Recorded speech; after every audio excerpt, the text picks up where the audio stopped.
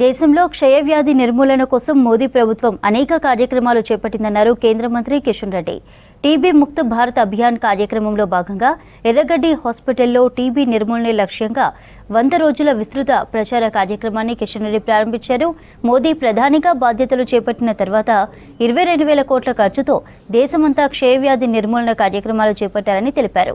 క్షయవ్యాధి పట్ల ఉన్న అపోహలను తొలగించడంతో పాటు సమాజాన్ని జాగృతి చేయడం ద్వారా వ్యాధిని అరికట్టి నిర్మూలించవచ్చన్నారు. క్షయ వ్యాధిగ్రస్తులను ప్రభుత్వంతో పాటు ప్రజాప్రతినిధులు, అధికారులు దత్తత తీసుకునేలా చొరవ చూపాలన్నారు కిషన్ రెడ్డి.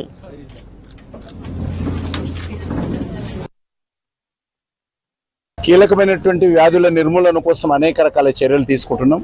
అందులో పోలియో నిర్మూలన కోసము భారత ప్రభుత్వము తీసుకున్నటువంటి చర్యలు, దేశంలో ఉన్నటువంటి రాష్ట్ర ప్రభుత్వాలు కానీ, ప్రజలు కానీ, ఎన్జిఓలు కానీ, డాక్టర్లు కానీ, అంగన్వాడీ టీచర్స్ కానీ, లేకపోతే వైద్య సిబ్బంది కానీ అందరి కృషి కారణంగా ఈరోజు పోలియో నిర్మూలన దిశ వైపు భారతదేశం ముందుకెళ్తా ఉంది.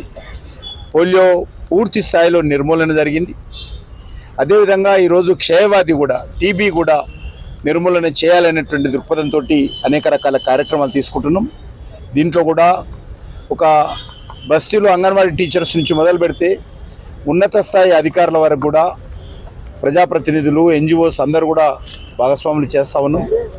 దానికోసము ఒక ఛాలెంజ్ మోడ్లో వచ్చేటువంటి 100 రోజుల పాటు క్షయవ్యాధి నిర్మూలన కోసము దేశవ్యాప్తంగా సుమారు 340 జిల్లాలలో ఎక్కడైతే క్షయవ్యాధికి సంబంధించినటువంటి వ్యాధి సోకినటువంటి పేషెంట్స్ ఉంటారో ఆ జిల్లాలలో 340 పైగా ఉన్నటువంటి జిల్లాలలో ఈ కార్యక్రమాన్ని ఈరోజు తీసుకోవడం జరిగింది.